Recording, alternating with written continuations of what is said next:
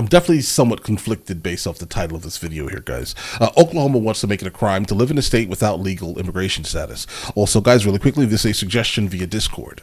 Now, let me explain to you why I'm somewhat troubled by it. It's already illegal, right? For the most part. Well, not for the most part. It is already illegal. The problem is that it's generally not enforced. So, in order for Oklahoma to do this, I would think that they would need to basically go door to door to every single house and basically asks for immigration status. That would probably be the only way you could actually enforce it. But then that opens up to a lot of other like constitutional issues. So we'll see where this takes us, guys. Let's go ahead and check it out. Let's go and jump into it, guys. But definitely, please, in the comments, guys, let me know what you think about that, though. But Oklahoma wants to make it a state crime to live there without legal immigration status. Oklahoma Governor Kevin Stitt joins me now. Governor, Justice Department is suing you for this. It seems to me... Yeah, I would have definitely expected a couple of lawsuits coming out of it. ...that it's really all about who controls immigration policy, the feds or you guys at the state level. Right. Is that what you're fighting for?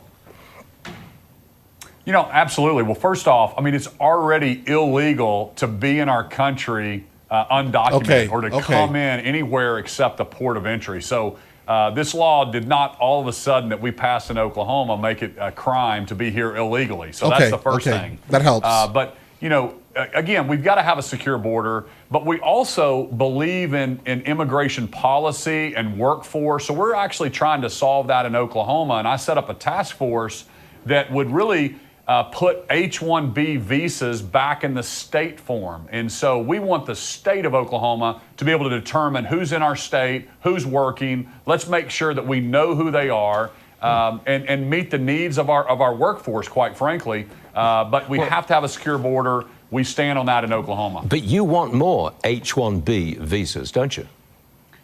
That is correct. I mean, doesn't it make sense that our employers would come to the state, like if you need more construction workers and more agriculture workers, manufacturing, and we could help match up the workforce needs of the employer with the employee. And we're like the country that everybody wants to come to, but we're not utilizing that.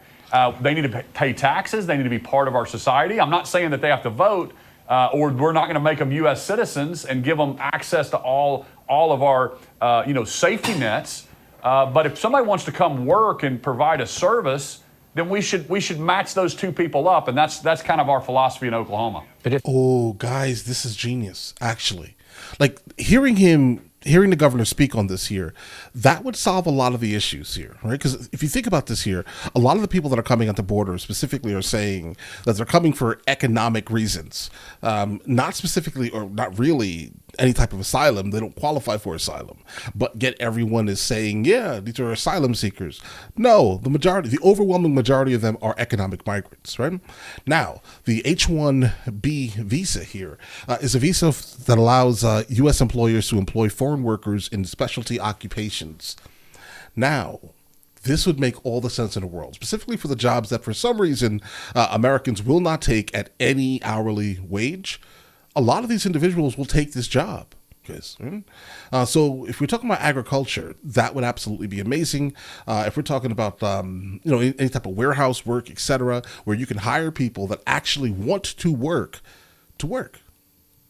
that makes all the sense in the world, actually. And this is basically what he's saying here. So if we were to open up the H-1B visa process, we would probably then, I would honestly say probably, a lot of the cost of things would drop tremendously due to the amount of money that we generally pay Americans to do things in some of these fields here. So I do think that this is absolutely a logical thing. And I'm definitely glad he also pointed out the fact that we already have these laws in place. It's already not legal, okay? But the title itself makes different statements, basically. But either way. Then we should match those two people up, and that's kind of our philosophy in Oklahoma. But like an employment agency, have legal immigration status, they cannot be matched up with an employer in Oklahoma. You can't have illegals in there, can you? You don't want illegals there. No. Do you? That's exactly right.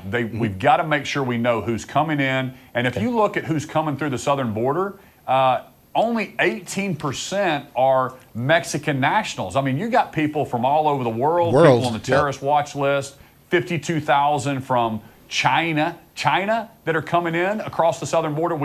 The Biden administration has got to fix that. And that's why Republican governors have been putting out proposals that are pretty common sense. You've got to remain in Mexico until you get legal status to get here.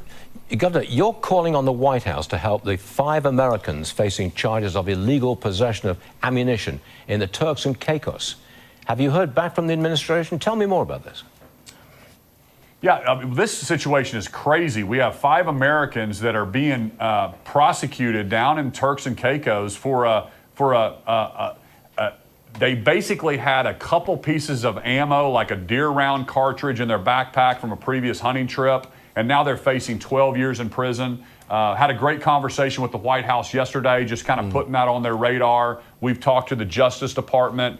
Our U.S. Senator led a group that went down to Turks to talk to them. I've talked to the ambassador, the governor of Turks, but the punishment doesn't fit the crime at all. And these are great Americans that basically had a piece of ammo in a bag, in a backpack, and they're facing 12 years in prison right now. So it's just unbelievable. It is indeed. Governor, before we leave, 20 seconds, is it correct to say that Oklahoma is the most Republican state in the nation? I think so. I mean, all 77 counties went for President Trump. So, yes. Well, glad to have you on the show. Governor Stitt, come back soon. Okay. All right. I'm not sure what the last part had to do with anything, but let's go. Here's the thing that I can see, at least, kind of regarding this topic here. It sounds like there's going to be a gigantic opening for people that would like to start businesses in other countries, right? And what I mean by this is like employment agencies. If we were to go off of what the governor of Oklahoma just said here, how do you get people kind of in touch with people? It sounds like there needs to be some type of middle person, but someone that's not going to be a middle person that does anything similar to what happens in Dubai, because these agencies kind of already exist for other countries, but except for us, right? So if we were to find a way to utilize the H-1B visa through kind of like a proxy or through a middleman, basically, being an employment agency in some random foreign country. You want to work in the United States of America, you have to go through this entity, or maybe have it in one of the consulates or so, right? You hire people, do background checks there, then give them the H-1B visa. It's going to last until the job is basically done, and then that's it, guys. I think that would probably be the more intelligent way to do what the governor stated, at least. It's incredibly intelligent. It's genius, actually. That is the way to kind of curb probably the overwhelming majority of these cases that we're running into, being that the overwhelming majority are here for economic reasons. That's how you stop it. That's how you slow it down. That's it. But all right, listen. Guys, let me know in the comments what you guys think. I'll catch you guys later. Guys, before we go, are you guys subscribed to the other channels? Logical Movie Reviews with Mr. L. Boyd, along with Mr. L. Boyd Music. Both are found in the description. Check it out.